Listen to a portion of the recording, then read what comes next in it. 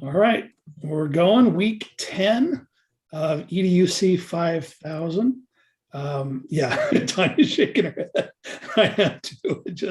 I say it every week, but I don't know how it's possible. But here we are yet again, and getting drawing towards the end of this class and the end of the year and the halfway through the school year mark, and it's a train that you can't stop. So anyway, Brandon's leading our discussion today. It looks like we've got all of our instructors on hand, and we're outranking. Oh no, it's about even numbers, isn't it? So we're 1-to-1 with students and teachers. So it ought to be a good experience. Let's hope.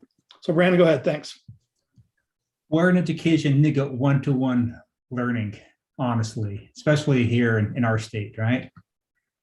Welcome everybody. Good to have you here. Share my screen with the right blue button. Week 10, as was mentioned, really crazy to think about how fast it has gone and where we're at and hopefully where we're going. Veterans Day today, so those who are serving or have served or family members that just make sure we're giving a shout out to all of them and let them know our appreciation that we have for everybody. If you came across my tweet this morning, I found a poem I wrote years ago for my school had a poetry writing contest. When I was a teacher, and as the teacher wanted to be an example, so I wrote this poem, and I wrote one about my wife. She's a veteran, and kind of the experience that I had with her being activated after 9/11 happened and what happened kind of with that. So feel free to find me on Twitter and find that post this morning. And but yeah, Veterans Day, congratulations to everybody, and thank you for all that you do. Our quote for today, I'm starting out with George Evans: "Every student can learn, just not on the same day or in the same way." So we're going to talk a lot about today, and through your reading, the differentiation, the differentiation in how we're teaching our students, how they're learning, how we're assessing them. Because as we know, not everyone is going to do things the same way. Because it is fair, I'm going to take the same exam, climb this tree. Notice Mr. Monkey over there, he's excited, and all the other students are not very thrilled about this assessment style. So as we go through the readings this week, I'm going to talk about how to differentiate and hopefully try to reach all your students where they're at and help them get to where they need to be. Now, for today's seminar, 4 things quickly talk about: standards, your readings, your discussion, and then finally your assignments. If you're interested in seeing what the standards are, how this week correlates with the ISTE standards and the Utah Educator Teaching Standards, these are links that take you to those. So you can see that hopefully we're on par with what you should be learning and doing in education. But our readings for this week, there are 2 PDF chapter 1s, 3 different books in the Canvas course, Fulfilling the Promise of Differentiated Instruction, and a chapter in Integrating Differentiated Instruction and Understanding by Design. And if you're interested in the supplemental text, there's a link on the bottom in the Canvas page after the PDFs, Enhancing the Art and Science of Teaching, chapter 9 on that one. So just a couple things from the readings. Differentiated instruction is responsive instruction. And the text talks about this. And we differentiate when we are responding to, first of all, the traits of our students, where they are in their learning. Not all students learn the same, do things the same way. We respond to the student's interest, how their profile, their background, how they're feeling, their affect, their emotions. So looking at all those things from our students, we'll have to differentiate accordingly with that. Also, we can differentiate with how our classroom is set up, with the learning environment, with the content we are presenting, the process, how we are presenting it, what we are doing, and the product from that. So as we are responding to student traits and the classroom elements, hopefully we can differentiate and reach all of our students where they are and help them get to where we want them to be. A couple highlights from the different text. Differentiating instruction is to accommodate the different ways a student learns. And I love the next one there, the one size fits all teacher will find that the size of their instruction really helps nobody. It doesn't fit anybody. And then the two different texts talk about different goals, the differentiated instruction to help students move as fast and as far as possible along the learning continuum. To help all students do that. And then the last one there, we're focusing on the process and the procedures that ensure effective learning for varied individuals. So it's not just a single individual that we're trying to teach, but it's all of our students. There's a great resource I came across. It's linked there at the bottom, a treasure chest of differentiation strategies. Takes you to a great resource with different ways that you can differentiate different subjects, different activities and different things. So for your viewing and learning pleasure, you can click on that and see the strategies which that author has put together for us. In the text, the author talks about Taming the Fox. This comes from the story, The Little Prince. Not familiar with the story. It is considered a classic in many realms, literature. But in the story, this prince, this little prince, wants to go on a pilgrimage to try to find out about life, to make sense of life. And as he's going through this pilgrimage, comes across different people who gives him good and bad advice and different things like that. And near the end of his journey, he finds a fox. And he asks the fox if the fox would play with him. And the fox says, no, because I'm not tamed. And the boy said, what does it mean to be tamed? What does that mean? And the fox says, to be tamed is to establish ties. And there's one little section here from the book, from The Little Prince. There's a sentence here. The fox says, to me, you are still nothing more than a little boy who is just like 100,000 other little boys, and I have no need of you. And you, on your part, have no need of me. To you, I am nothing more than a fox, like 1,000 other foxes. But if you tame me, then we shall need each other. To me, you will be unique in all the world. But if you tame me, I will be as if the sun came to shine on my life. I shall know the sound of a step that will be different from all the others. Other steps and me hurrying back underneath the ground. Yours will call me like music out of my burrow. So this metaphor, the fox has two truths that he teaches this boy. What is essential is invisible to the eye, and then you become responsible for what you have tamed. Most of the chapter in the first reading talks more about this, about this metaphor and what it means to tame the fox and how that relates to us as educators and really trying to establish these ties with our students so we can teach them, so they can learn from us. So we're not just strangers, like 100,000 other strangers, but we're actually have this need for one another. Has anybody read this book before or familiar with The Little Prince? Pretty good book. And I think there's a movie of it. Is that correct? I'm not familiar with the movie, but it's a great book. The book is better. Books are usually always better, right? So I have my pictures here on this screen and my stuff here. If I turn my head, I'm looking at people. So any comments from anybody about this metaphor of taming the fox? You may think of from The Little Prince or the Fox. I just have to say, I was supervising a student teacher today in music, and a person came in from the office and said, there are these 3 notes for these 3 students. We're in November now. And the student teacher said, Frank Smith, is Frank Smith here? And granted, there were 30 kids in the class in the music class. Is Frank Smith here? No, Frank Smith. Is Bobby Jensen here? Bobby Jensen? Who's Bobby Jensen? Bobby Jensen not here? Finally, the third one, there was someone there. He came and picked up, didn't even know their names, didn't know about them, didn't develop those relationships. And so that was a conversation that I was able to have to say, you got to know the people that you work with. That knowing is going to tame them. It's going to tame you as well.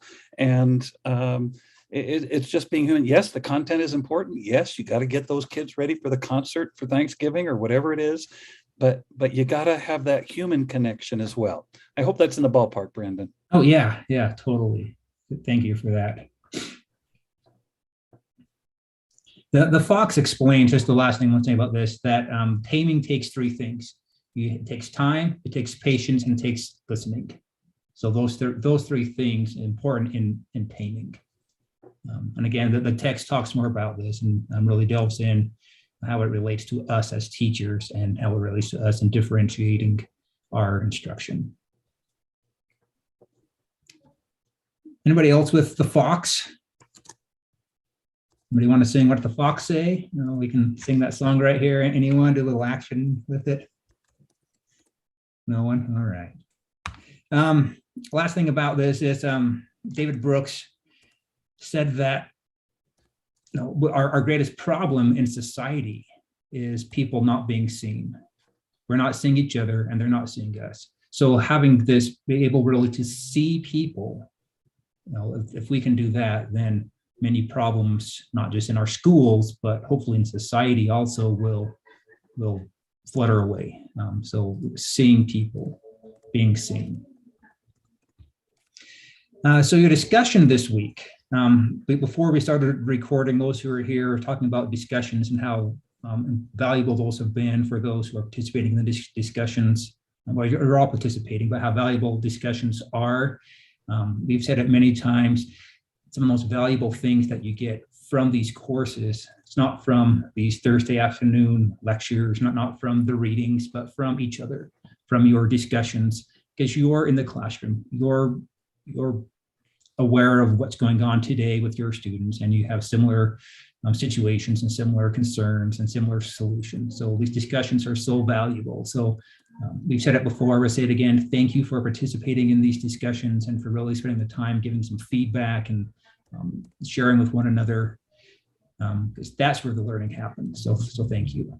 But your discussion this week is challenges or barriers that you face with differentiating. And then what have you done to overcome these? Talk about time. There's a great article from Edutopia linked here at the bottom. There's no time to differentiate. And it is their time. You can read that article and see more about that. So again, discussion, get that in your first post as soon as you can, hopefully before Sunday, and then give the rest of the course a few additional days to reply and to comment on what you have said. So there's our discussion. So your assignment for this week, last week, your assignment was to kind of get an idea together of these 8 learning experiences. And now for the next couple of weeks, or for the rest of the course, each week you're going to kind of fine tune those learning experiences. So you're going to take 2 of those that you kind of got together last week, and you're going to make sure they're digital learning experiences and for this assignment, and focus on how those learning experiences, how you can differentiate your instruction, how you can differentiate introducing that for your students. So it's looking at your learning experiences and implementing differentiating into that. So it's not all 8 of your experiences that you got together last week, just 2 specifically. So is that clear enough? Any questions on what's expected from your assignment for this week? Hopefully it's not too bad. And then next week you'll do 2 other learning experiences on ALL learners. So again, we'll finish up these 8 the next 3 weeks.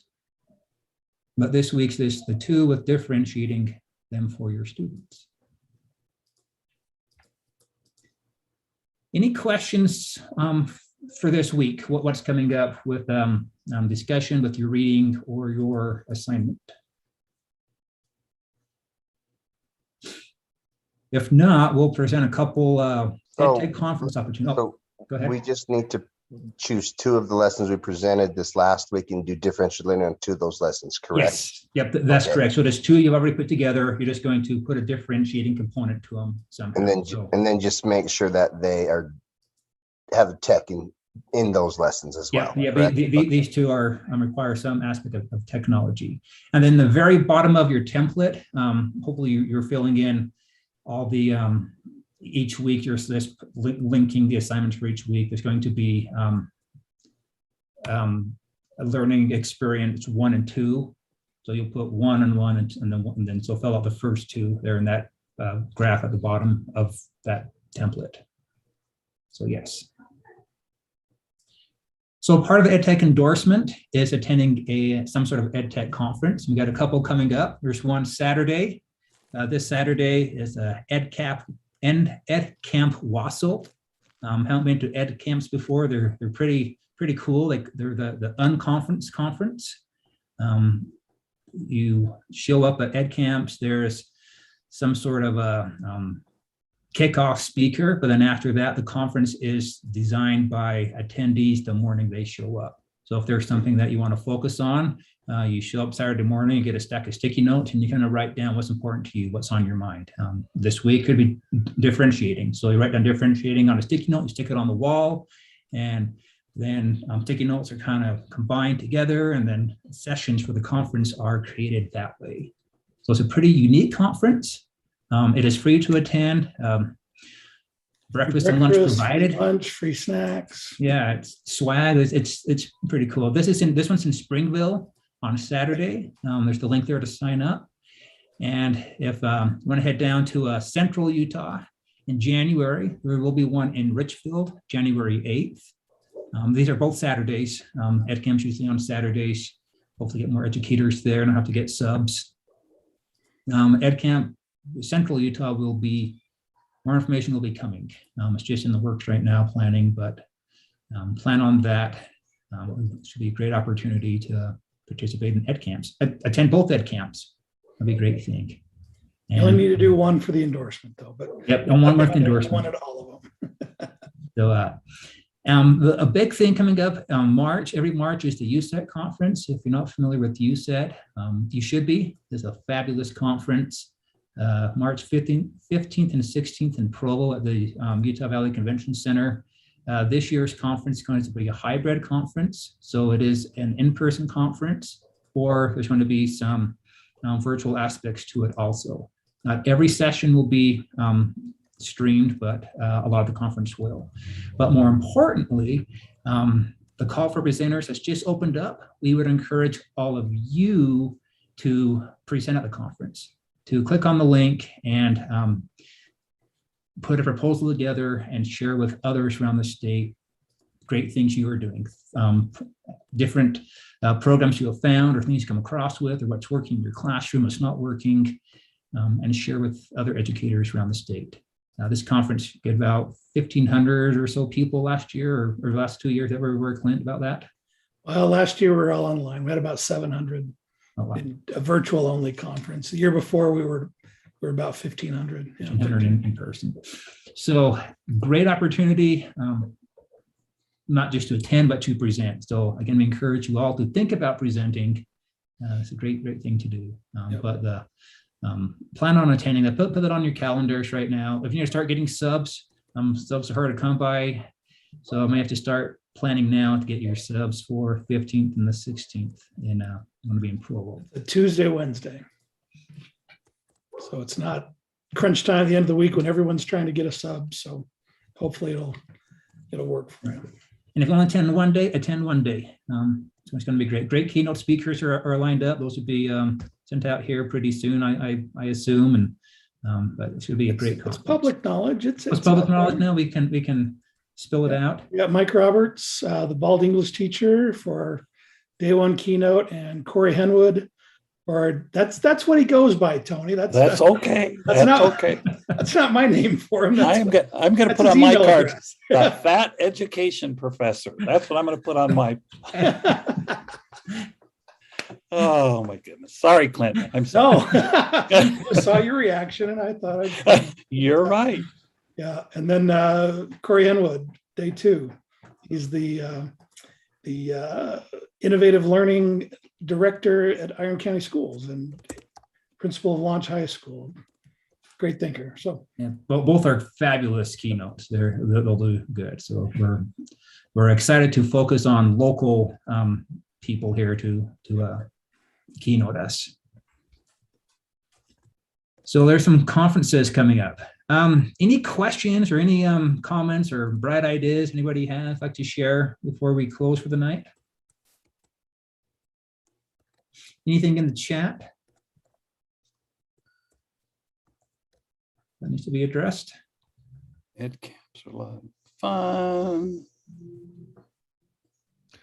Brandon, I'll just, Will there be some ed camps in the spring that you guys know of? There's going to as be well? one in June.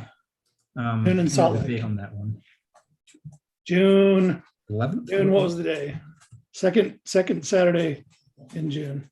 Okay, I'm gonna say, yeah, so there's no one in the spring per se, but there'll be one the first of the summer. all right. Hopefully. But yeah. Matt, you had something you wanted to? I was just gonna throw this out there that if you are considering going to present at USET, even if it's just an inkling, do it. It was one of the most formative, changing experiences of my educator life, because all of a sudden I had a room of 50 to 100 people that really listened to what I had to say. And I realized that I could start presenting on things that I really believed in education. So you might be sitting there going, that's not for me, or nobody really care about what I'm doing. I guarantee you'll find an audience and they'll want to know what you're doing, because I'm seeing and I'm sure the other teachers can confirm this, but I've been seeing incredible stuff in the lesson plans I'm seeing. And I would love to see a lot of them presented at USET to share them out with the larger educational community. So just my plug. Thanks, Brandon. No, that's great. And Well, yeah, even if you're Brent- thinking about it, go ahead and put that application in. And if you're nervous or anxious about doing that by yourself, reach out to your instructor. Say, hey, you're going to probably be to USET. Would you be willing to present with me? And make us tell you no. That's going to be a hard thing for us to do. But reach out to one of your instructors and do it together to get started. We'll happily Odds hold are your good hand that through we're this going to be process. 4 of the 5 of us are on the USET board. So Gotta be there. We'll probably be there. So yeah, that's a great suggestion, Tony. Thank you for that. Or team up with others in the course. Yeah.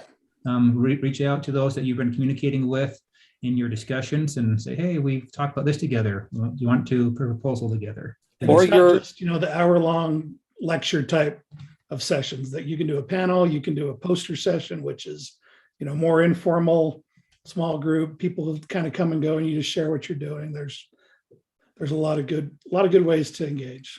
Sorry, go ahead, Tony. No, go Just ahead. invite one more person. Invite your school technology coordinator to present with you. A wonderful way. Put him or her up first, and you chime in and say, "Hey, but do it. Make it happen." Yeah. Sorry, go ahead, please. I apologize, Matt. Oh, you're great, Tony. That was a great get. I could not agree with you more. One other thing that you could do too is we have these sessions called Ignites. They're 5 minutes, 20 slides, one idea. We do those and they're fast paced, super fun to do. And I was just meeting with the Google Educator Group Utah folks. We want to do some Ignites in our sessions too. So if you're interested in doing something Googly, shoot me an email and I'll be happy to work with you as well there for USET. So. Cool.